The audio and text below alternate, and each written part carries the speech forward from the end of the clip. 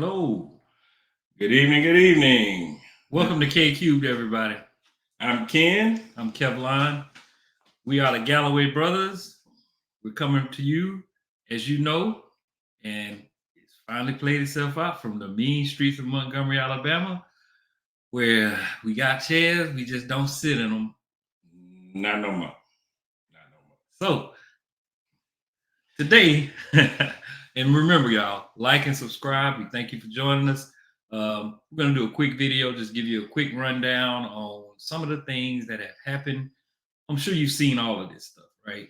However, we're just putting it together in a short, quick, brief overview, and we got a question that we want to ask our Republican friends after it's all said and done. So, yeah, remind me to ask that question. All right, so basically, where it all started from. This is going to be after his descent down the escalator, and once he started campaigning good, and then it was kind of like a sort of an October surprise before Comey's October surprise for Hillary. But either way, here comes the video. We got one coming up. What you say? Maybe it's a different one. Better not be the post. No, it's her. Yeah, that's it, with the gold. I better use some Tic Tacs just in case I start kissing her. You know, I'm automatically attracted to beautiful. I just start kissing them. It's like a magnet. Okay, caveat. If you have any kids in the room, you know, move them on out the way. We got some Trumpster language coming. We got Dumb Donnie Tic Tac talking, so just get them out the room. I don't even wait. And when you're a star, they let you do it. You can do anything. Whatever you want. Grab them by the pussy. I can do anything. That is the evangelicals' number one pick. Their favorite choice. Yeah. The best thing they got going with an R beside his name. That's the one they picked. That's the one that literally won an election against Hillary Rodham Clinton, who was probably one of the most qualified presidential candidates in the history of America, if you go and look at her record objectively. And you don't think that she killed Vince Foster or something like that. But yeah, so, and remember, during this whole campaign, he's running around yelling, lock her up, over something that his own Justice Department, after he got inaugurated, said was not a crime. And now, after he has committed plenty of crimes in front of us, on tape and everything else, he's saying that he's being persecuted. At the same time saying, put me back in office so that I can get my Justice Department to go after Democrats. My favorite relatively new Trump saying is, I'm only one indictment away. Just one more indictment and I ought to be able to sew this whole thing up. We win the whole thing. He thinks his numbers keeps getting better every indictment. So indictment number 4 is going to be the one that pushes him over the top. But it's going to push him over the top on the Republican side because for some reason, the rank and file Republicans, they like that kind of stuff. Yeah. But when he gets to the general, it's going to be a different story. That's all I can say. Yeah. We hope. We can hope and only hope. So now this next clip, this was shortly after Trump was in office. This was while he was on the campaign trail as well, as a matter of fact. So we're going to go ahead and play this next one. This is the one we like to refer to whenever anybody comes back at us hard and says, Trump is not a racist. Yeah. Here we go. Hillary Clinton says this is a racist attack, and you reject that. If you are saying he can't do his job because of his race, is that not the definition of racism? No, I don't think so at all. No? No, he's proud of his heritage. I respect him for that. You're saying he can't do his job because of it. Look, he's proud of his heritage, okay? I'm building a wall. Now, I think I'm going to do very well with Hispanics. Citizen. You know why I'm going to do well with Hispanics? Because I'm going to bring back jobs, and they're going to get jobs right now. They're going to get jobs. I think I'm going to do very well with Hispanics, but we're building a wall. He's a Mexican. We're building a wall between here and Mexico. The answer is he is giving us very unfair rulings that people can't even believe. This case should have ended years ago on summary judgment. The best lawyers, I have spoken to so many lawyers, they said, this is not a case. This is a case that should have ended. This judge is giving us unfair rulings. Now I say why. Well, I'm building a wall, okay? And it's a wall between Mexico, not another country. But And he's in not. my- He's not from in Mexico. my opinion, he's from Indiana. he is his Mexican heritage, and he's very proud of it. So, Let's bring in the lawyers now. so that kind of speaks for itself. On the one hand, you're not being racist because you say that he's Mexican and he can't adjudicate your case, are you? No. Okay, well, why can't he? Because he's Mexican. Look. I'm building a wall. Okay? God, dog. Even Paul Ryan, after this event, came out and said, this is one of the most racist things he ever seen in politics. I mean, blatantly, the guy was born in Indiana. He was a reputable judge, regardless of where he was born or what his heritage is or whatever. Trump doesn't get to decide whether or not he gets to adjudicate a case. He doesn't pick judges. I mean, he just don't. Where does he get the gall to think that he can have the power to decide what judge is going to sit and adjudicate the case? We don't get to do that in America.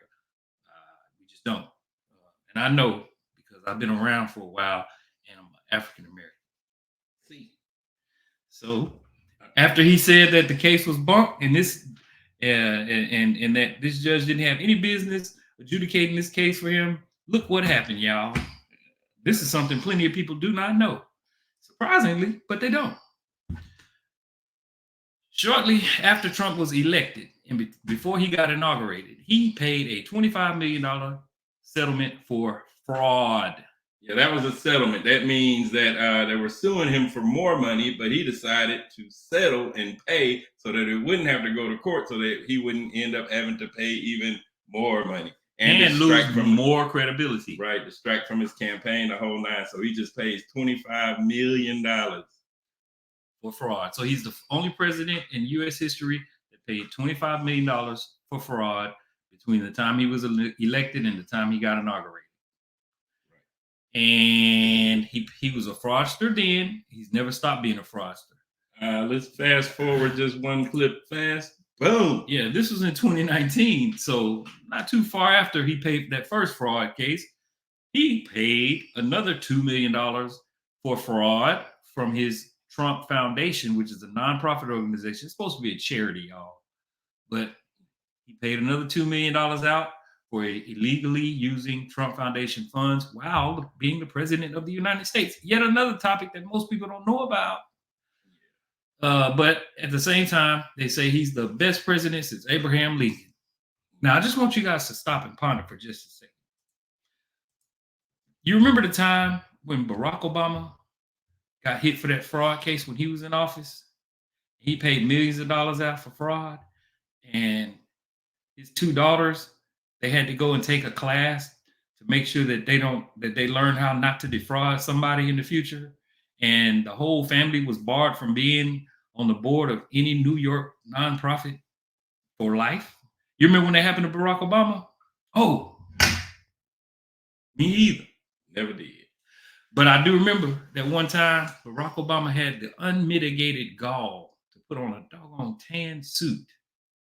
And worse yet, another time he put a bicycle helmet on. Fox News and the right-wingers, they went off about that for weeks. I mean, when you weigh the two, I guess tan suits really suck pretty bad. So I can see why they put more weight on that than they did on the fraud payments. Anyway, I digress. Yeah.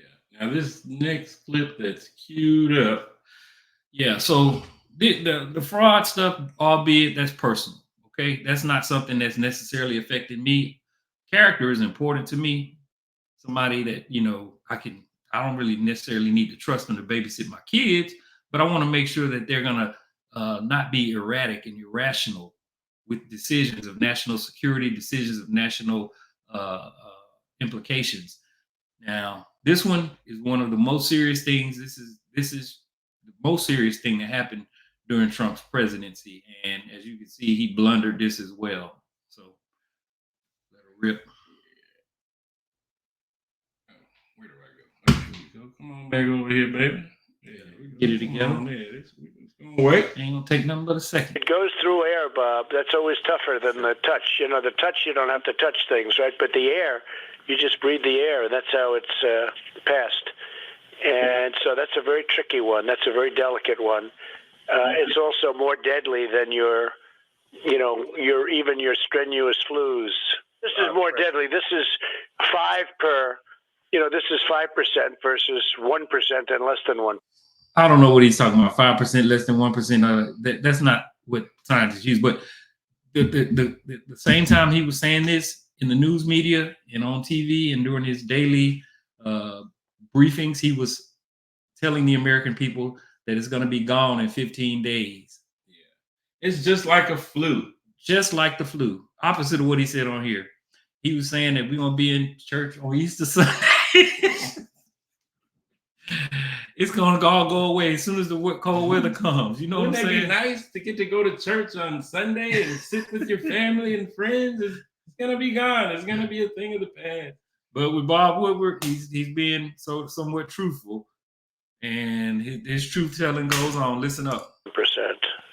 So this is deadly stuff. Well, I think, Bob, really, to be honest with you. Sure, I want you to. I wanted to always play it down. I still like playing it down. Yes, because I don't want to create a panic. Yeah, Bob, create a panic. So by not creating a panic, he basically advocated for some additional deaths because people were tone deaf. They got lackadaisical. The MAGAs made it a kind of almost a racial issue where, a mask is like, bad thing. Well, let's just face it. Once some people found out that he was as racist as he was, it didn't really matter what he did. He could sit back while a pandemic was raging across the country, lie to the American public about it, while he's talking to other people seriously about it and being truthful, playing it down. He can do that, and over 1 million people can die, and they won't care one way or another because to them, he's sufficiently racist. Now, I won't say that just because you support Trump, you're a racist. But if you happen to be a racist, I guarantee you support Trump. Yeah. Oh, yeah. Or Cornel West. Yeah. He's supporting Trump indirectly. Right. So now before the old healthcare issue with COVID came out, he throughout the campaign, they was just dogging Obama out about the Affordable Care Act, or affectionately known as Obamacare, lying through their teeth about it over and over and over. They voted over 70 times to overturn it. If they would have overturned it, they would have brought back pre-existing conditions. So the healthcare insurance companies could have discriminated against you for being a woman or for having a pre-existing condition. They would have brought back lifetime caps, and they would have kept children from staying on their parents' health care coverage until the age of 26. So those are just 3 of the highlights that Obamacare accomplished. There's many, many more. The expansion of Medicaid, which Republicans fought in all of the states. A couple of states, like the one I'm in now, they still won't expand Medicaid. It only cost them 10% after the 10th year. Up until that point, it was totally covered by the federal government. But so we're talking millions of people, 20, 25, 30 million people, somewhere in that range, that get healthcare coverage now that would not be covered. But the Republicans voted 70 times to take that healthcare away from that many people. But they said they were going to repeal and replace. Here's Trump explaining this great healthcare plan he had while he was the president prior to the coronavirus. This disaster to go on is a mistake. So I'm asking Secretary Price to work with you to stabilize the insurance markets and to ensure a smooth transition to the new plan. And the new plan will be a great plan for the patients, for the people, and hopefully for the companies. It's going to be a very competitive plan, and costs will come down, and I think the healthcare will go up very, very substantially. I think people are going to like it a lot. We've taken the best of everything we can take. It's our hope that Democrats will stop the obstruction and resistance, and that's what they have. In fact, they have a sign, resist, resist. They want to resist everything, including cabinet members. They have many cabinet members that haven't been approved yet. People that are extraordinary, all of whom are going to be approved. but they just take. Be quiet. Did any of that make anybody feel safer and healthier? I mean, kind of a word salad there. That not only that, did anybody ever see a plan? We see him talking. He sounds like he actually working on something. They never presented a plan ever, not one day. Yeah. Just like he never got out of Afghanistan. He never did infrastructure week. He never made Mexico pay for that stupid wall, the 50 miles of wall that he built. And at the end of the day, we would have had 25 million people plus lose their health care insurance as soon as the Republicans became successful with killing the Affordable Care Act or Obamacare. If it wasn't for this very moment right here. Yep. So they had it on. They were on the cusp. It was one vote away. Where is my mousey? There he is. All right. Yeah. One vote away. So, and then what happened? Looky, looky, looky. Here comes Cookie. Mr. Peters. And boom, Action. thumbs down. Yeah.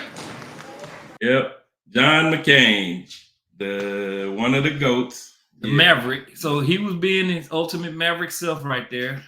He decided that, he was at the literal end of his life. He ended up having serious health problems after this and passing away. He was actually having health problems before that, but he got up off his deathbed to come in to vote down the canceling of Obamacare. And this is a staunch Republican, but he's like, how can you people sit back and just throw 30 million people off of health care? Knowing you don't have anything to replace it. You don't have anything to back it up. So bring back pre-existing conditions. Bring back lifetime caps. Are you serious? He came in and saved the day, actually. That's he did a Maverick thing there. Yeah. So this is the type of character that you have here. And this is not just at the Trump level. He is the standard bearer of the Republican Party. He's the best thing that they have. They're all lined up behind him. And this is the best that they have. So, but at the same time, look at what they do. There's just not an equivalence. We talk a lot about, the Democrats haven't done this or that or what have you. But guys, compared to what the Republicans have actually done, you have two choices here. Because you're not going to have a Green Party or Libertarian Party or any other party that's going to be able to beat the Democrats or the Republicans out. That's just not going to happen here. Not with our electoral college situation. It's just not going to happen. You might have an independent here or there getting to the House or the Senate. True, good. That's not going to sway public policy, though, because that's just one member. So when we're talking about swaying public policy, the effect that the Republicans have being half of the pie, if you look at it, in terms of the type of control that they have, the damage that they do is ridiculous. Look at each time the Republicans have had a president in. Every single time we end up with a crashed economy, a healthcare crisis, lied into wars, enormous debt. Matter of fact, the last Republican president, Benedict Donald, when he left office, he accumulated a quarter of the nation's debt in 4 years. So since we've been in existence, 240 something years, something like that, a quarter of the nation's debt was accumulated under his presidency. And just to show you how hypocritical they are, as soon as they took back control of the House, they were talking about doing a government shutdown because they wanted to slow down the Democrat spending. Right. After they just ran it up $6 trillion in debt. Again. And the only thing they did was with that money was tax cuts for billionaires. That's the only thing they ever did. 87% of that $1 trillion went to the people in the top 1%. So the rich get richer and the poor get poorer. But now that we have a Democrat in power, we're seeing things like the infrastructure bill for real. They're breaking ground all over the country. We're seeing things like the CHIPS Act. We're trying to steal back the semiconductor industry from the Chinese. We're seeing things like inflation going down. Remember, inflation went up all over the world. President Biden does not control the world's inflation. The only difference is here in America, our inflation is the lowest of all G7 countries. Yet we have the strongest GDP out of all 7 G7 countries. So we're doing the best with our economy, and we're doing the best when it comes to inflation. That's the result of the Biden policies. No matter what, the president gets blamed for what happens in their watch. That's what's going on right now. So stock market on stilts, lowest unemployment rate, like practically in all of history. We've averaged over 300,000 jobs a month for over a year now. Created. And they say that America's going to hell in a handbasket. Yeah. But I think there's just based on the indictments. Yep. If you come after me, I'm coming after you. Oh, hey. So, look, y'all, main point is not close. There's a difference between the Democrats and the Republicans. The Republicans run after whatever Donald Trump wants. And the Democrats run after what's best for the American people as a whole, particularly the working class. Do your homework. Go and look it up. You can look up the numbers. If you need some numbers to look up, just keep watching KQ. We're going to put a comment in and let us know. Comment. If you disagree, like, put a comment in. Love, please. Smile, laugh, happy, thumbs up, thumbs down, however you want to do it. Comment. And if you comment and it's a good one, we're going to respond to it. Yes, sir. All right. Be on the lookout. Love y'all. Keep it clean. Peace and hair grease.